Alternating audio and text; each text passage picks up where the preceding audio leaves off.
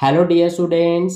तो इस वीडियो में हम इस ओएमआर शीट को फिल करना सीखेंगे, क्योंकि इस बार आप अपना बोर्ड एग्जाम देने जाने वाले हो। तो जब आप एग्जाम सेंटर पर जाओगे तो आपको अपना एग्जाम शुरू करने से पहले इस तरह से एक ओएमआर शीट दिया जाता है जिसे आपको फिल करना होता है। और इस ओएमआर शीट को आपको बिल्कुल ध्यान से फिल करना होता है। इसमें आपको कुछ भी मिस्टेक नहीं करना चाहिए, बिल्कुल केयरफुली आपको इस ओएमआर शीट को फिल करना होता है। ठीक है, तो इसीलिए इस वीडियो को लास्ट तक देखना ताकि आपको एक एक चीज अच्छे से क्लियर हो जाए कि इस ओएमआर शीट को कैसे फिल किया जाता है। इसमें आपको कुछ इंपॉर्टेंट डिटेल्स लिखनी होती हैं और वो डिटेल्स को आप तभी लिख पाओगे जब आपके पास अपना एडमिट कार्ड होगा। तो इसीलिए जब भी जिस भी डेट को आपका एग्जाम होगा तो आपको अपने साथ एग्जाम सेंटर पर जो आपका एडमिट कार्ड होगा उसे जरूर अपने साथ लेकर के जाना है। ठीक है, क्योंकि जो जो चीजें इसमें आपको लिखना है वो सब आपके एडमिट कार्ड पर लिखा होता है, वहीं से देख करके आपको इस ओएमआर शीट को फिल करना होता है।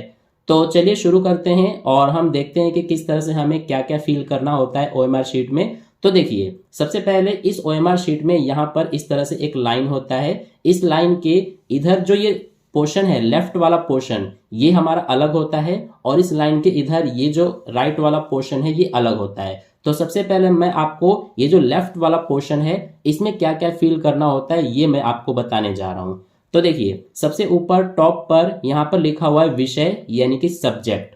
तो जिस भी डेट को आप जा रहे हो अपना एग्जाम देने तो आपको पता होगा कि उस डेट को आपका कौन से सब्जेक्ट का एग्जाम है। जैसे कि हम मैथ्स की बात करें तो मैथ्स का जो आपका एग्जाम है वो आपका है 11 तारीख को यानी कि 11 मार्च को। तो मान लीजिए कि आप मैथ्स का एग्जाम देने गए हो तो इस ओएमआर शीट में सबसे पहले सब्जेक्ट में आप यहां पर लिखोगे मैथ्स। ठीक है, तो इस तरह से हम मैथ्स लिख देंगे और आपको कोशिश करना है कि जो भी आप लिख रहे हो उसे आपको कैपिटल लेटर में लिखना है। जैसे कि यहाँ पर MATHS ये हमने लिख दिया मैथ्स, ये हमारा कैपिटल लेटर में इस तरह से आपको लिखना है। ठीक है, इसके बाद इसके जस्ट नीचे यहाँ पर देखिए day and date of the examination. तो जो आपका मैथ्स एग्जाम है वो कौन से डेट को है और उस दिन क्या डे है वो आपको इस वाले में, इस जो हमारा ब्लैंक है यहाँ पर आपको लिखना है। ठीक है, तो सबसे पहले यहाँ पर डे लिखा हुआ है तो आपको इसीलिए यहाँ पर सबसे पहले डे लिखना है। तो जो आपका मैथ्स का एग्जाम है जो कि 11 मार्च को होना है तो इस दिन आपका मंडे है, तो इसीलिए यहाँ पर हम सबसे पहले लिखेंगे मंडे, MONDAY। इस तरह से आपको इसे कैपिटल में लिख देना है। इसके बाद है डेट, तो अब इसके आगे आपको डेट लिखना है। तो मैथ्स का एग्जाम आपका है 11 मार्च को यानी कि सबसे पहले 11 लिखेंगे। इस तरह से आपको इसी फॉर्मेट में ऐसे आपको लिख देना है जो आपका डेट है। ठीक है, तो ये हमने लिख दिया। इसके बाद नेक्स्ट इसके नीचे आ जाता है उत्तर देने का माध्यम यानी कि medium of answering the paper. तो आप किस लैंग्वेज में, कौन सी भाषा में आप अपना आंसर लिखोगे आंसर शीट में वो आपको यहाँ लिखना है। तो ज्यादातर स्टूडेंट्स जो हैं वो इंग्लिश मीडियम में लिखते हैं और हिंदी मीडियम में भी लिखते हैं कुछ स्टूडेंट्स। तो अगर आप इंग्लिश मीडियम में अपना आंसर शीट में आंसर लिखोगे तो आपको यहाँ पर मेंशन करना पड़ेगा इंग्लिश। ठीक है, तो मैं यहाँ पर इंग्लिश लिख देता हूँ ENGLISH। अगर आप हिंदी मीडियम में अपना आंसर लिखोगे तो आपको यहाँ पर हिंदी लिखना पड़ेगा। जरूरी नहीं है कि जो मैं यहाँ पर इंग्लिश लिख रहा हूँ वही आप भी इंग्लिश लिखो। ठीक है, आपको अपना मीडियम पता है कि आप किस मीडियम में अपना आंसर लिखोगे तो इसीलिए आपको वही यहाँ पर मेंशन करना है। ठीक है, इसके बाद नेक्स्ट देखिए, अगला है हमारा प्रश्न पत्र के ऊपर लिखे कोड को दर्शाएं यानी कि write code number as written on the top of the question paper.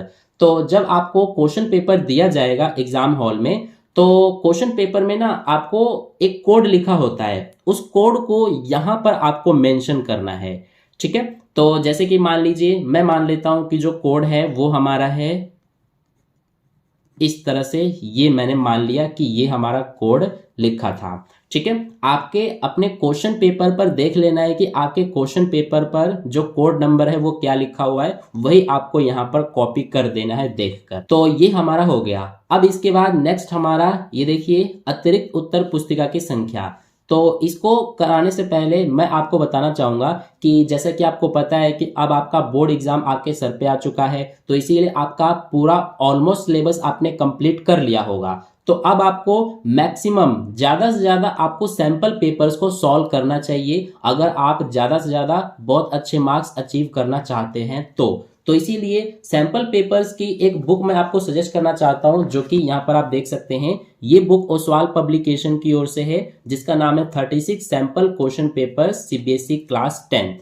ठीक है, इस सैंपल पेपर की बुक में आपको यहाँ पर आप देख सकते हैं कि हर एक सब्जेक्ट्स का English, Hindi A and B दोनों में से कोई भी आपके पास है, मैथ्स, साइंस और सोशल साइंस, यानी कि हर एक सब्जेक्ट्स का इस बुक में आपको सैंपल पेपर दिए गए हैं और हर एक सब्जेक्ट्स का 6 से 7 सैंपल पेपर विद सॉल्यूशन दिया गया है। जैसे कि इंग्लिश का भी 6 से 7 सैंपल पेपर दिया है, ऐसे हिंदी का भी, इसी तरह से हर एक सब्जेक्ट्स के 6 से 7 सैंपल पेपर आपको दिए गए हैं विद सॉल्यूशन एक्सप्लेनेशन के साथ। और जो सीबीएसई ने सैंपल पेपर रिलीज किया था, जो कि यहाँ पर आप देख सकते हैं 31 मार्च को सीबीएसई ने जो सैंपल पेपर रिलीज किया था, उसका भी सॉल्यूशन विद एक्सप्लेनेशन इस बुक में आपको दिया गया है। और हर एक सब्जेक्ट्स का एक एक सैंपल पेपर अनसॉल्व भी दिया है, ताकि आप उसे खुद से सॉल्व करके समझ पाओ, आप जान पाओ कि आपकी कितनी प्रिपरेशन हुई है। तो इस बुक को परचेज करने का लिंक मैं आपको इस वीडियो के डिस्क्रिप्शन बॉक्स में दे दूंगा। उस लिंक पर क्लिक करके आप इस बुक को परचेज कर सकते हैं और अपने आने वाले बोर्ड एग्जाम के लिए और अच्छे से प्रिपरेशन कर सकते हैं। तो अब इसके बाद नेक्स्ट हमारा है, ये देखिए, अतिरिक्त उत्तर पुस्तिका की संख्या, यानी कि number of supplementary answer book used. यानी कि जैसे कि आपको जब आप एग्जाम हॉल में जाओगे तो आपको एक क्वेश्चन पेपर दिया जाएगा और आपको एक आंसर शीट भी दिया जाता है। तो जो वो आंसर शीट होता है उसमें आपको अपना क्वेश्चंस के आंसर लिखना होता है। लेकिन कई सारे स्टूडेंट्स ऐसे होते हैं जिनको जो वो पहला वाला आंसर शीट दिया जाता है वो उनके लिए कम पड़ जाता है, तो इसीलिए उनको एक्स्ट्रा आंसर शीट की जरूरत पड़ती है। तो जब आपको एक्स्ट्रा आंसर शीट की जरूरत पड़े तो वो आपको यहाँ पर मेंशन करना है कि आपने कितने एक्स्ट्रा आंसर शीट लिए हैं। ठीक है, जैसे कि मान लीजिए आप एग्जाम हॉल में गए हो और आपको जो पहला वाला आंसर शीट मिला था उसको आपने पूरा कंप्लीट कर लिया और इसके अलावा आपको एक्स्ट्रा आंसर शीट की जरूरत पड़ रही है, तो इसीलिए मान लीजिए आपको एक एक्स्ट्रा आंसर शीट की जरूरत पड़ी, तो इसीलिए यहां पर आप मेंशन करोगे 1। ठीक है, अगर मान लीजिए 1 आंसर शीट को आपने फिल कर दिया, इसके अलावा फिर से आपको एक और आंसर शीट की जरूरत पड़ रही है, आपका अभी भी जो आंसर है वो कंप्लीट नहीं हुआ है, आपको एक और आंसर शीट की जरूरत है, तो इसीलिए आप जो दूसरा वाला आंसर शीट लोगे तो फिर से आपको यहाँ पर मेंशन करना पड़ेगा। लेकिन अब आपको ये जो पहला वाला 1 आपने लिख दिया, इसको अब आपको मिटाने की जरूरत नहीं है। अब यहाँ पर सीधा आप प्लस लिख के और 1 लिख देना है। ठीक है, तो इस तरह से आपको इसे फिल करना है। आई होप आपको समझ में आ गया होगा। अब इसके बाद नेक्स्ट हमारा ऑप्शन देखिए, यहां पर है if physically challenge tick the category. अगर कोई स्टूडेंट ऐसे होते हैं जो कि फिजिकली चैलेंज्ड होते हैं, हो सकता है कोई स्टूडेंट ऐसा हो जो देख ना पाता हो, और इसके अलावा हो सकता है कोई बोल ना पाता हो, तो इस तरह से ऐसे कोई भी स्टूडेंट जो फिजिकली चैलेंज्ड हो तो वो यहाँ पर टिक कर सकते हैं। जैसे कि मान लीजिए कि कोई ब्लाइंड स्टूडेंट है जो देख नहीं पाता हो, तो वो इस बी पर टिक करेगा। अगर इसके अलावा मान लीजिए कोई ऐसा स्टूडेंट हो जो कि ना ही बोल पाता हो और ना ही सुन पाता हो, तो वो इस डी पर टिक करेगा। डी मतलब कि डीफ एंड डम, बी मतलब कि ब्लाइंड, इसके अलावा एच मतलब कि फिजिकली हैंडीकैप्ड। ठीक है, यहाँ पर आप देख सकते हैं लिखा भी हुआ है। तो ये आपको समझ में आ गया। इसके बाद नेक्स्ट अगला हमारा है कि वेदर राइटर प्रोवाइडेड। जैसे कि कई सारे स्टूडेंट ऐसे होते हैं जिनका किसी एक्सीडेंट की वजह से उनके हाथ जो हैं वो नहीं होते हैं। ठीक है, यानी कि कई ऐसे स्टूडेंट होते हैं जो अपना आंसर शीट खुद से नहीं लिख पाते हैं, जो कि अपना आंसर शीट लिख पाने में एबल नहीं होते हैं, तो उनको एक राइटर की जरूरत पड़ती है। तो अगर कोई ऐसा स्टूडेंट हो जिसको जो अपना आंसर खुद ना लिख पाता हो, जिसे दूसरे की जरूरत पड़े, यानी कि किसी राइटर की जरूरत पड़े, तो उसको यहाँ पर लिखना है, यहाँ पर मेंशन करना है। जैसे कि मान लीजिए कि कोई स्टूडेंट है जो कि खुद से अपना आंसर नहीं लिख पाएगा, तो उसको किसी राइटर की जरूरत है, वो अपने साथ किसी राइटर का यूज किया है अपना आंसर लिखवाने के लिए, तो उसे यहाँ पर यस लिखना पड़ेगा। ठीक है। और मान लीजिए कि जैसे आप हो, आपने किसी भी राइटर को अपने साथ नहीं बिठाया, आपने खुद ही अपना आंसर लिखा है, तो इसीलिए यहां पर आपको लिखना है नो। तो इस तरह से आप लिख देंगे नो, ठीक है। तो ये आपको समझ में आ गया। इसके बाद नेक्स्ट नीचे यहां पर आप देख रहे हैं ये एक बड़ा सा बॉक्स है, इसमें आपको कुछ भी नहीं करना है, ये ओनली ऑफिस यूज के लिए है, इसमें आपको कुछ भी नहीं करना है, ठीक है। तो हमारा ये जो लेफ्ट वाला पोर्शन है ये कंप्लीट हो गया है, इतना ही चीज आपको फिल करना है। अब आते हैं ये राइट वाले पोर्शन पर, इसको थोड़ा ध्यान से समझना, इसमें कई सारे स्टूडेंट्स की मिस्टेक हो जाती है। और एक और बात बताना चाहूंगा आपको कि जैसे ये जो आपको ओएमआर शीट दिया जाता है एग्जाम हॉल में, तो जरूर नहीं है कि सारे स्टूडेंट जो हैं वो बिल्कुल सही से इस ओएमआर शीट को फिल करें। कई सारे स्टूडेंट हो जाते हैं ऐसे जिनसे एक आध माइनर मिस्टेक हो जाता है। तो जब आपसे कोई छोटा मोटा मिस्टेक हो जाए तो आपको व्हाइटनर का यूज करना है, जो फ्लूइड होता है उसका यूज करके आपको उसे करेक्ट कर लेना है, ठीक है। और आपको अपना जो एग्जाम हॉल है उसमें ओएमआर शीट को फिल करने के लिए आप कोशिश करना कि बॉल पेन का ही यूज करना, क्योंकि जेल पेन से इंक फैलता है, तो इसीलिए आप कोशिश करना कि बॉल पेन से ही आप ओएमआर शीट को फिल करना। और अपना आंसर शीट में आंसर लिखने के लिए भी आप बॉल पेन का ही यूज करना, ये अच्छा होता है, ठीक है। अब देखिए ये राइट वाले पोर्शन में हमें क्या करना है, सबसे पहले ये जो आपको बॉक्सेस दिख रहे हैं, इन बॉक्सेस में आपको अपना नाम लिखना होता है, जो भी आपका नाम है, और हमेशा आपको वही नाम लिखना है जो कि आपके एडमिट कार्ड पर लिखा हुआ है, ठीक है। जैसे कि मेरा नाम है सूरज, तो इसीलिए यहां पर सबसे पहले हमें लिखना होगा ये एस, दूसरे वाले बॉक्स में यू, फिर इसके बाद आर, फिर ए, और फिर ये जे, ठीक है। हर एक बॉक्स में एक ही लेटर आपको लिखना है और कैपिटल लेटर में लिखना है, इस तरह से।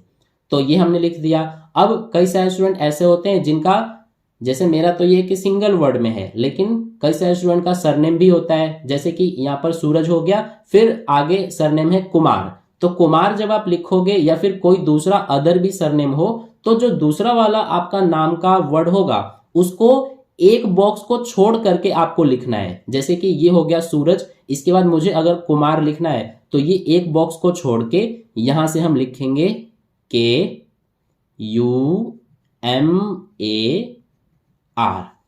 ठीक है। हमेशा आपको ये ध्यान रखना है कि जब आप दूसरा वाला ये लिखोगे नेम, तो एक बॉक्स को आपको छोड़ करके लिखना है आगे से। तो ये आपको समझ में आ गया। अब इसके बाद यहां पर आपको दिख रहे हैं ये कुछ सर्कल में लेटर्स लिखे हुए हैं, तो इनको आपको पूरा डार्क करना होता है। जैसे कि सबसे पहले यहाँ पर एस लिखा है हमने लेटर, तो ये जो पहले वाले यहाँ पर आप देख रहे हैं कॉलम, इसमें एस हम देखेंगे कहाँ है, एस हमारा ये रहा।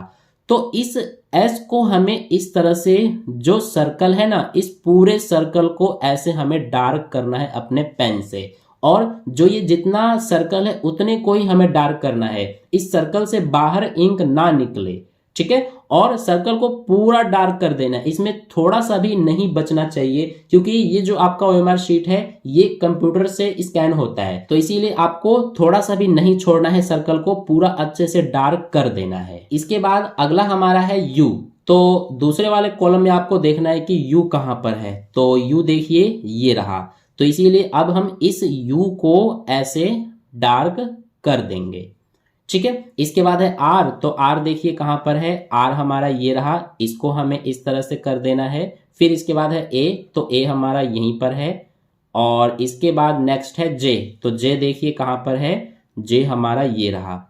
तो इस तरह से हमें करना है, ठीक है। हर एक जो कॉलम है उसमें एक ही सर्कल पर डार्क होगा, ध्यान रखना है आपको इस बात को। जैसे कि ये फर्स्ट वाले कॉलम में इसको हमने कर दिया एक सर्कल को, सेकंड वाले में भी इसको हमने कर दिया एक को, इसी तरह से हर एक कॉलम में एक ही सर्कल को डार्क करना होता है। इसके बाद यहाँ पर खाली बॉक्स है, तो इसमें हमें इस वाले कॉलम में कुछ नहीं करना। इसके बाद के है, तो के हमारा देखिए कहाँ पर है, के ये रहा, तो इसको हमें ऐसे डार्क करना है। फिर इसके बाद यू है, तो यू हमारा ये रहा। इसी तरह से एम है, तो एम देखिए कहाँ पर है, ये रहा। और इसके बाद ए हमारा यहाँ पर है, और फिर आर, तो आर कहाँ पर है, ये रहा। तो इस तरह से आपको ये जो हमारा सर्कल वाला पार्ट है इसको कंप्लीट करना होता है, इसके बाद यहाँ पर आ जाइए, ये हमारा है रोल नंबर वाला पोर्शन। इसमें आपको अपना रोल नंबर फिल करना है।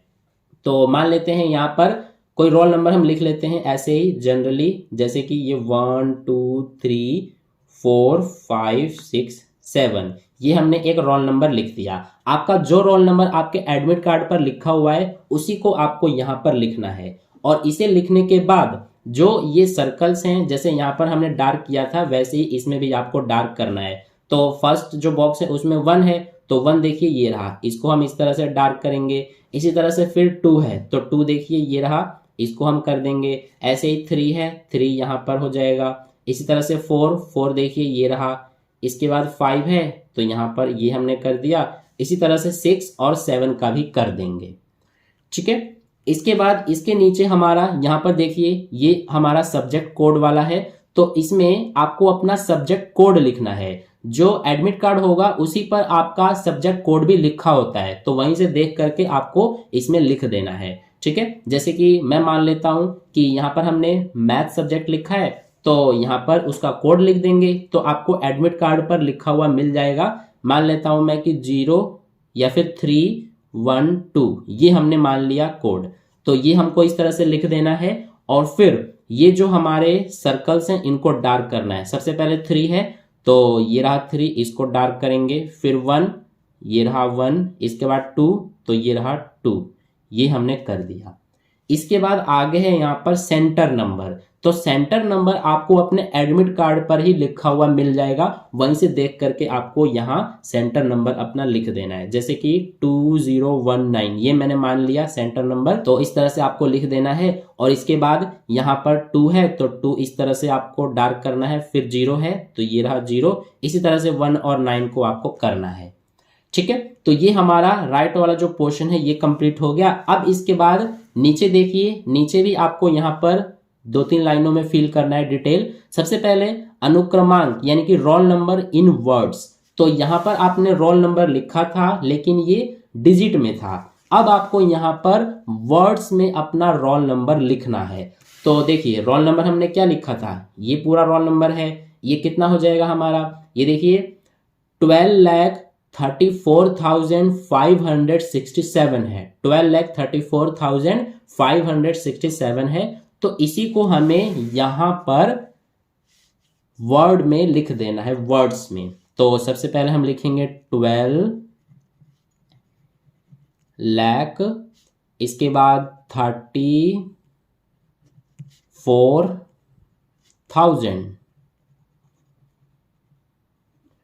12,34,000, इसके बाद 567 हमें लिखना है। तो 567, इसके आगे हम लिख देंगे 567 ओनली। ठीक है, आपको लास्ट में इस तरह से ये ओनली भी लिख के दिखा देना है। तो इस तरह से हमने ये जो आपका रोल नंबर है वो हमने यहाँ लिख दिया। ये थोड़ा बड़ा चला गया है क्योंकि जो रोल नंबर मैंने लिखा है वो भी थोड़ा सा बड़ा है। ठीक है, किसी किसी स्टूडेंट का छोटा भी रोल नंबर होता है, तो उसके अकॉर्डिंग ही आपको यहाँ पर अपना रोल नंबर वर्ड्स में लिखना है। ठीक है, और यहाँ पर मैंने कर्सिव राइटिंग का यूज किया है, मैंने यहाँ पर कैपिटल लेटर का यूज नहीं किया है, क्योंकि कैपिटल लेटर का यूज करेंगे ना तो ये और बड़ा और ज्यादा स्पेस लेता। ठीक है, इसके बाद अगला है फादर्स नेम। तो यहाँ पर आपको अपना फादर नेम लिखना है। जैसे कि मैं लिख देता हूं, मान लीजिए पवन और ये गुप्ता। ठीक है, तो ये हमने फादर नेम लिख दिया। इसके बाद है सिग्नेचर ऑफ कैंडिडेट, यानी कि आपको अपना यहाँ पर सिग्नेचर करना होता है। तो जैसे कि ये इस तरह से मैंने कर दिया, ऐसे ही आपको अपना सिग्नेचर यहाँ पर करना है। और इसके अलावा आपको कुछ और इस OMR शीट में नहीं फिल करना, बस इतना ही डिटेल्स आपको इस OMR शीट में अपने एग्जाम में फिल करना है। ठीक है, तो आई होप आपको समझ में आ गया कि जो OMR शीट है उसको किस तरह से फिल किया जाता है। अब आपके मन में कोई भी डाउट नहीं होगा OMR शीट से रिलेटेड। तो वीडियो अच्छा लगा तो लाइक कर देना, अपने दोस्तों के साथ भी जरूर शेयर कर देना, ताकि वे भी समझ पाए, उनको भी पता चले कि अपना OMR शीट कैसे फिल करना है। तो वीडियो को लाइक कर देना, अपने दोस्तों में भी शेयर कर देना। मिलते हैं फिर अगले वीडियो में।